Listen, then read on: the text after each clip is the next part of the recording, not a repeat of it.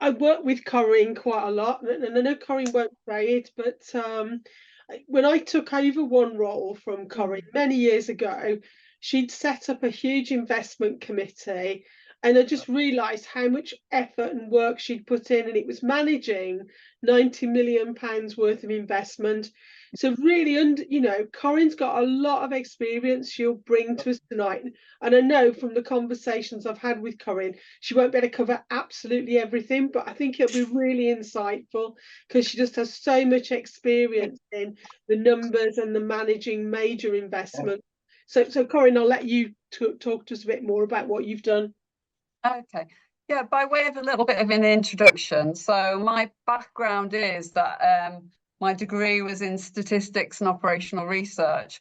My time in the industry with Jill was actually in the energy industry, but I did work in IT, in finance. A lot of it was to do with either doing investment papers or actually reviewing investment papers or doing management of projects or doing reviews of projects or sponsoring projects or doing change projects. So it's almost like this is a mash of it. And then when I actually retired from that for a while, I decided I'd go and actually train as a teacher in maths. So I even have done maths again. And then I've also done consultancy where last year I worked with Ofgem and did the reopeners. So I did a lot of reviews of the companies coming in again, asking for more money with their investment papers.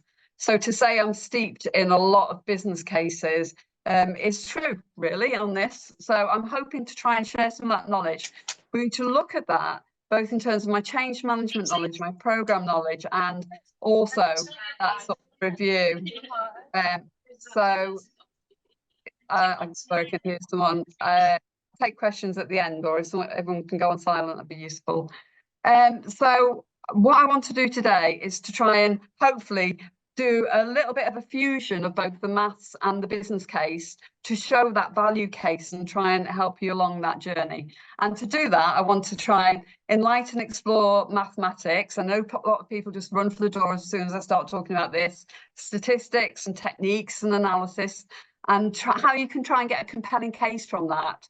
And actually not just look at the numbers, but just say, what does that actually mean? And then try and sort of fuel some enthusiasm about how we get the data and the value out of it.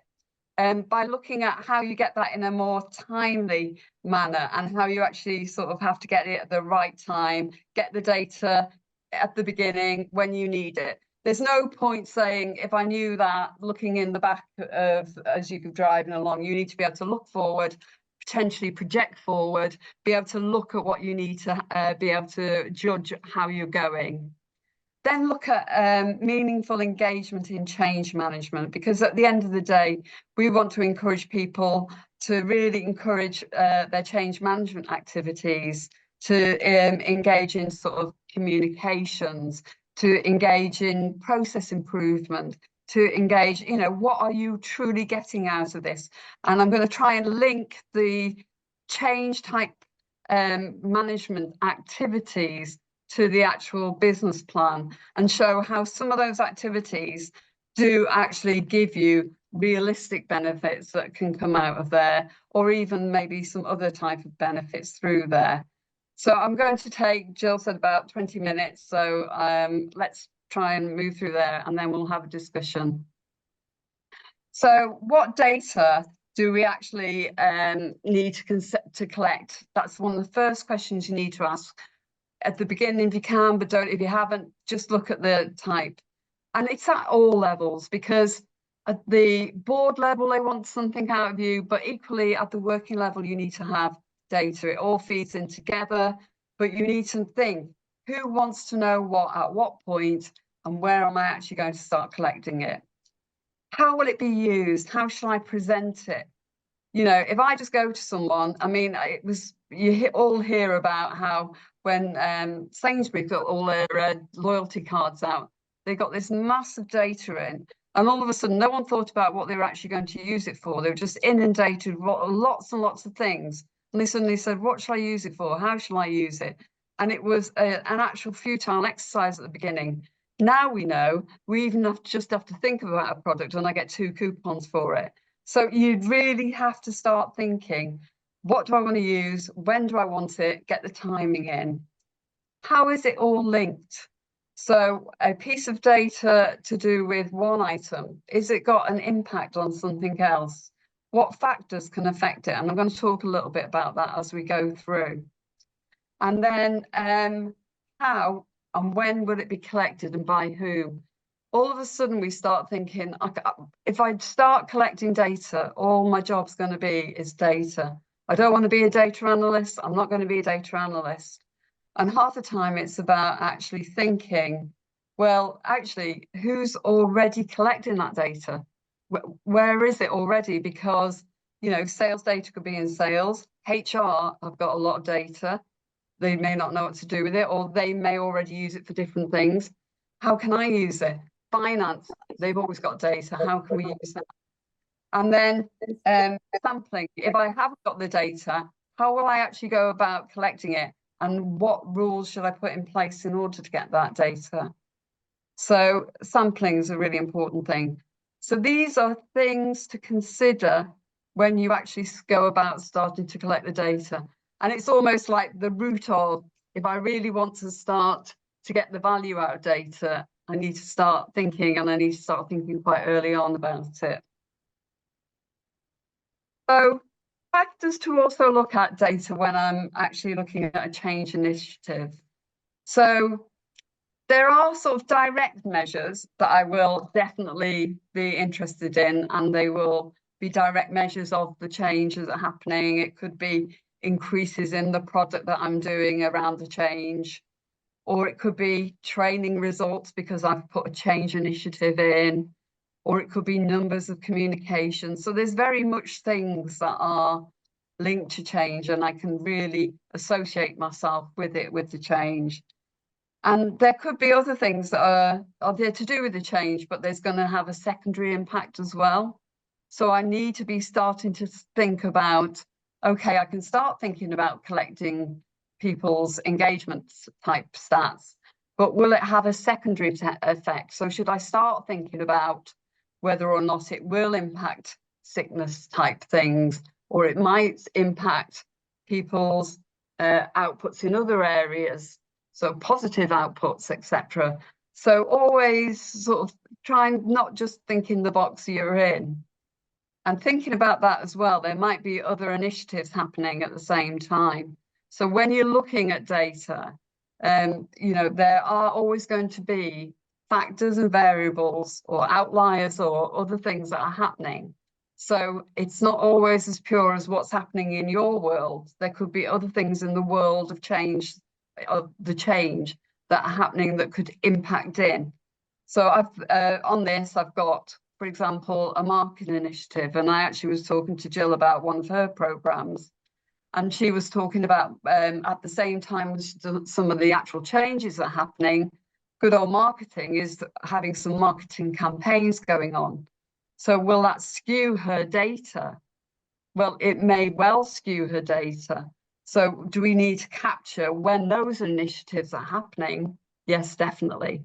We need to understand when they're happening so that we can pull that level on and say, apply a factor in and say, okay, then let's look at the data at that time and also analyze the impact of the marketing campaign at the same time as the change initiative happening. And then, as we know, we'll be looking to see if our change is having an effect, and then having a look to see if the marketing has an effect. And then when we do another change, see whether or not when there's no marketing initiative, is it the same happening or is it a different effect? So it's always about looking to see what else is happening. HR initiatives, they're absolutely going to have impact on people. So you've got a great change initiative going in.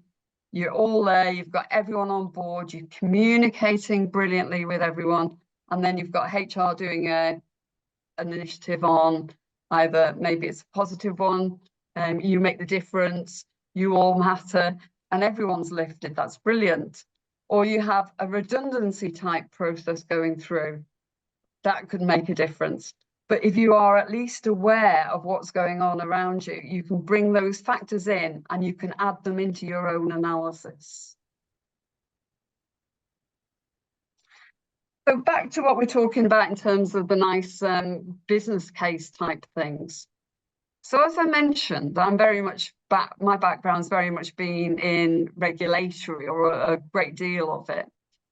And a lot of the cases you might think is, well, they're regulatory, they're very driven by, you have to do them. One of my last roles was definitely in the critical national infrastructure side. So you could maybe say sometimes you had to have it has to be done. If something was going obsolete, you had to put it in because it's critical. It has to, the business has to do it. But even in those cases, there's a lot of scrutiny around how you do it. And this is where change comes in quite a lot, because then you can be starting to put cases forward where it's the process improvement side of it. Have you followed all the right processes? Have you put process improvement in? Have you followed the right procurement type processes? Have you followed all those other parts in there? So again, it is all about putting forward the value that you are, measuring those sort of number of processes followed within there. So one of the things that I think people do is don't always think, just always go with just what you measure. The measure can be number of processes as well as other things. But looking at supporting a business case, there is definitely the look for, when you're doing a business case, they'll be looking for people to present it. There'll be all those spreadsheets, there'll be the net present values, cost of capital, all those things looking for us to increase revenues, decrease costs, and look for quick and most effective delivery. So quick and effective paybacks. So increasing your revenues, you've got very much sort of like your sales, or in the regulatory business, you're getting your allowances in. So you've definitely got things like, are you going to fulfill your safety cases? Are you going to fulfill your customer satisfaction type things?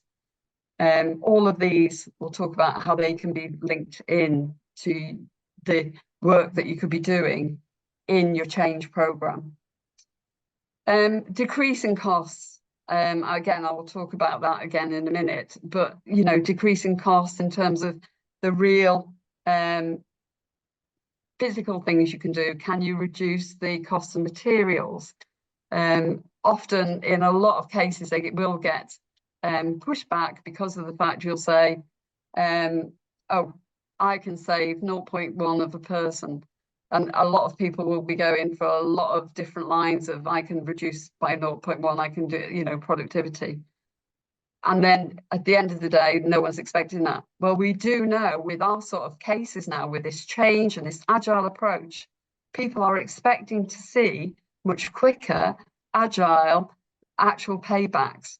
So what we will be expecting people to be putting in their business cases are much more quicker delivery, with much more quicker implementation of physical assets coming out. So again, this is going to be a challenge, but an opportunity as well, to show in these sorts of change cases that you can show actual decreased costs as you go through in a much more effective manner.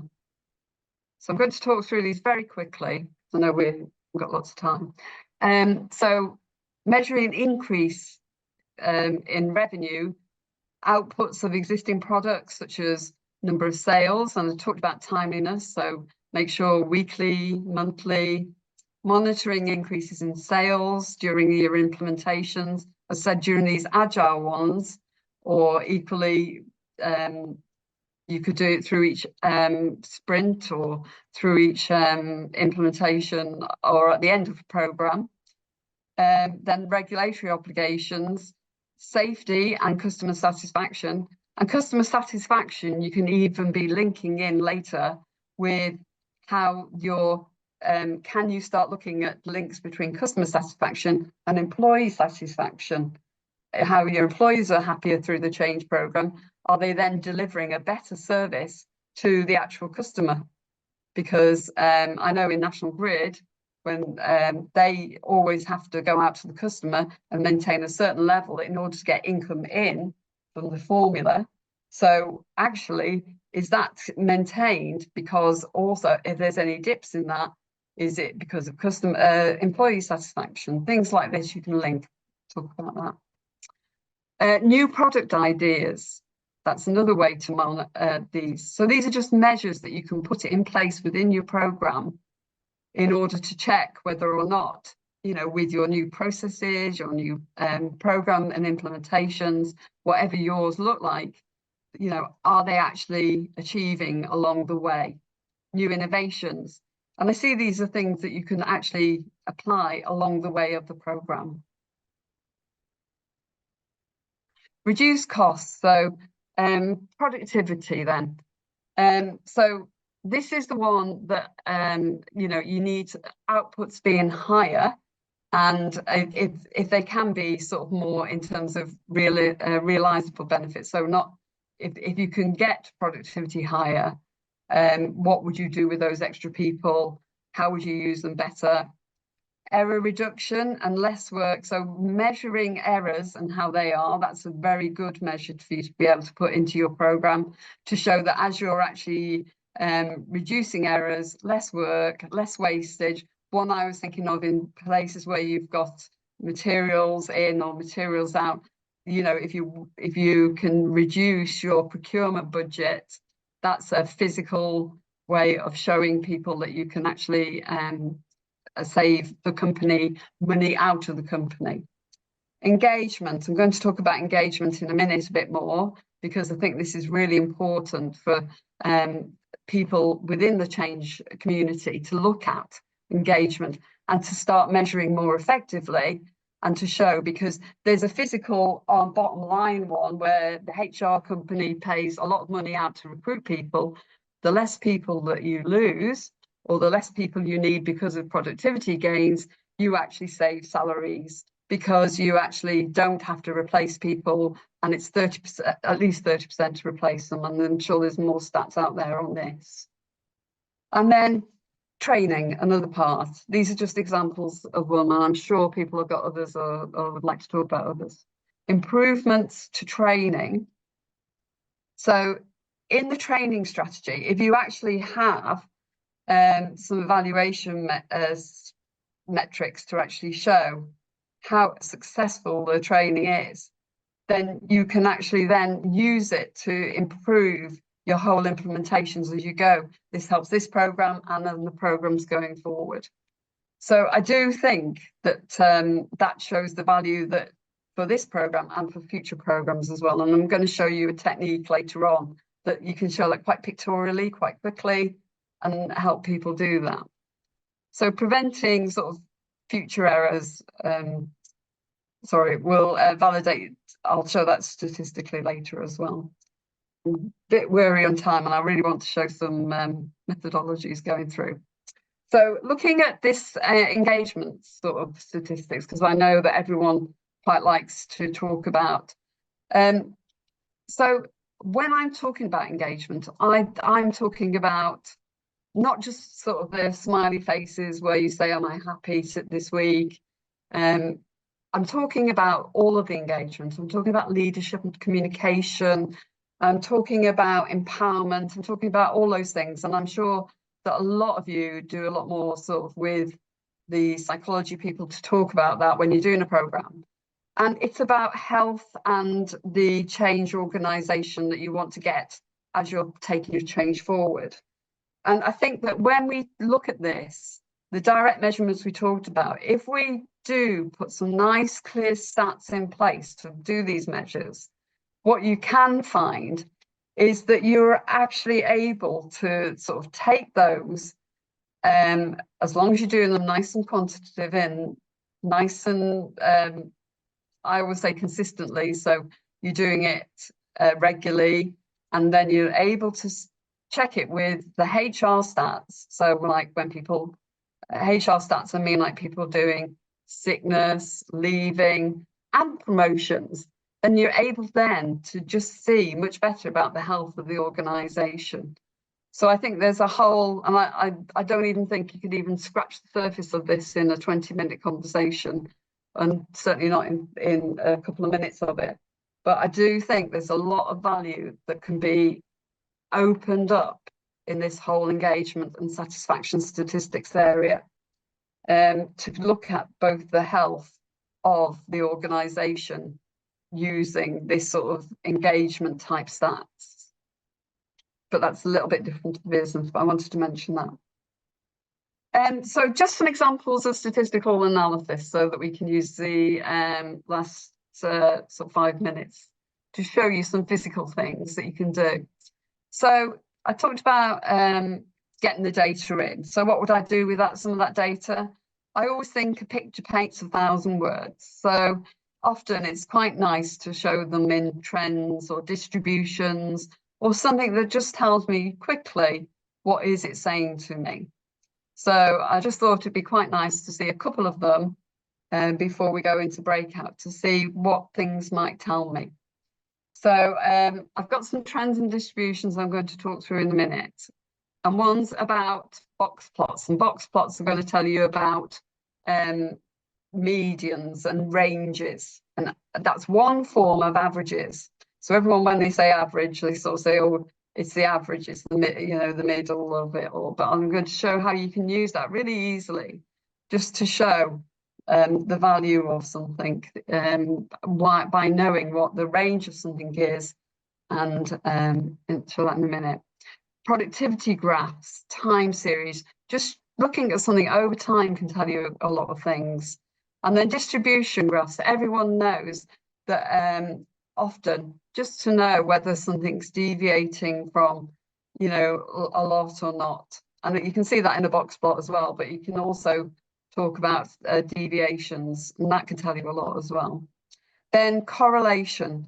So if the word correlation is if something is related to something, if something has an impact on something, you can then, if it does impact it, you can change something to make it differ as you go through. And then as you get more and more into the analysis, you can actually then start doing hypothesis testing. And you can even then, if you start doing it more in a program type manner, look at between programs, and more as you build the data up, you can ask your program offices to look at how teams are how programs are acting between each other. So the more information, the more data you have, the more sophisticated you can go if you want. I'm just going to quickly go through this one, because I know a lot of people think that, oh no, stats, this is one of the most simplest things to just pull together, which is a box plot. And it's just saying that if I was, this is for example, it's just an example of 4 different training methods and the results from them. And it's showing different ways that these groups have performed after being trained in different ways. And you're trying to say, well, which way would I actually which training method would I prefer to do? And would I prefer group A, B, or C, or D's training method? So the midpoint, the median, is the absolute 50% of the people got that. So which method would I want? So if I was looking at this, I can see that in group D, 50% of the people got 50%. In group C, 50% got 45. In group B and A, 50% got 70. So why might I choose then between B or A? And I can see that the range is telling me that the wider range was group B, and the lower range, so the higher scores, is group A. Although there's a couple of outliers which I'd need to investigate and see why it looks like there's a couple of a bit outliers. I'm assuming that's what that is. So I'd need to see whether they just didn't turn up at the training or something. But I would be erring towards that one where most of the people seems to have learned most of it on Group A. So you can see how you can use very simple stats to do quite a quick analysis in a very quick way. So this is why it doesn't have to be, I'm just trying to show, these don't have to be rocket science type things. These are just things to get your message across really quickly. And this is only a one point, but it's a very nice way. Then you grow your stats to then start maybe looking at links between things.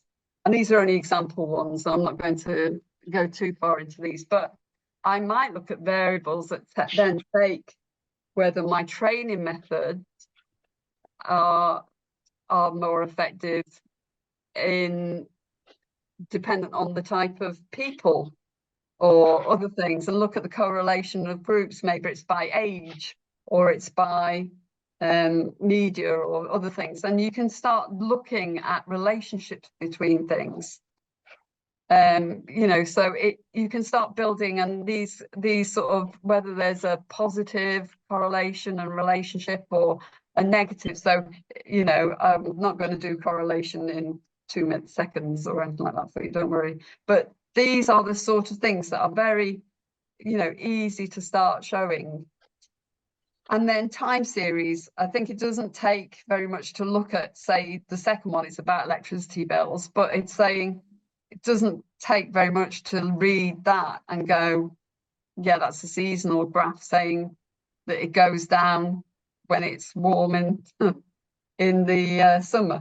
Things like this. The interpretation of a picture is very nice, and what you need to do is find out what's important to you and find out how to picture it in these ways. And there's a lot of nice ways to try to do this.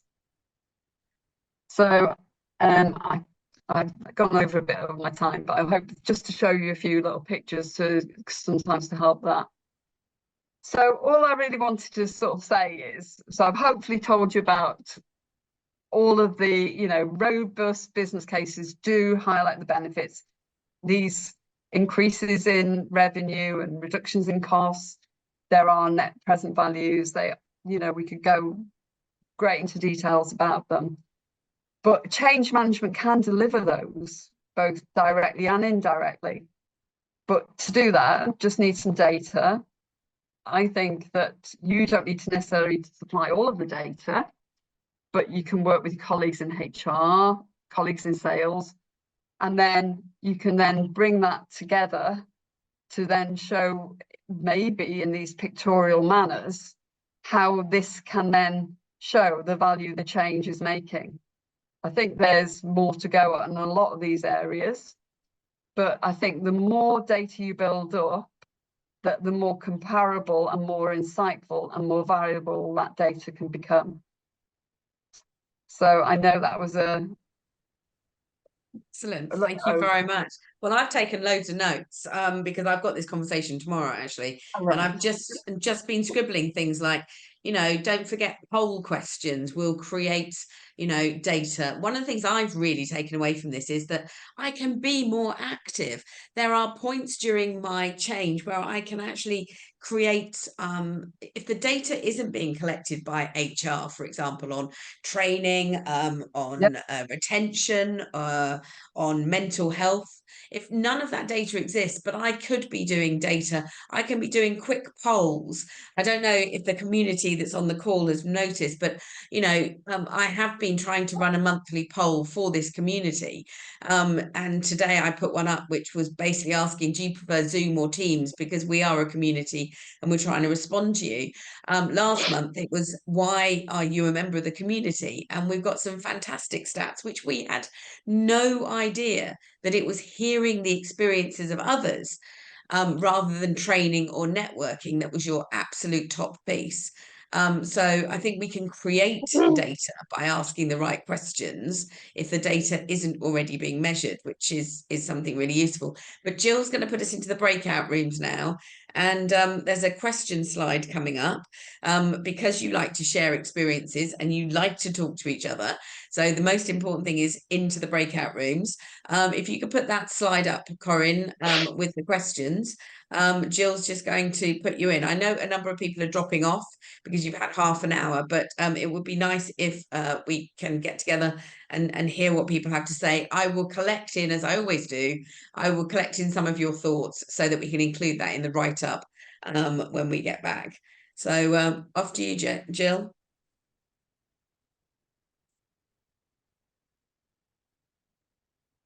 Jill's on silent, but I'm guessing she's got the breakout rooms ready and in front of us.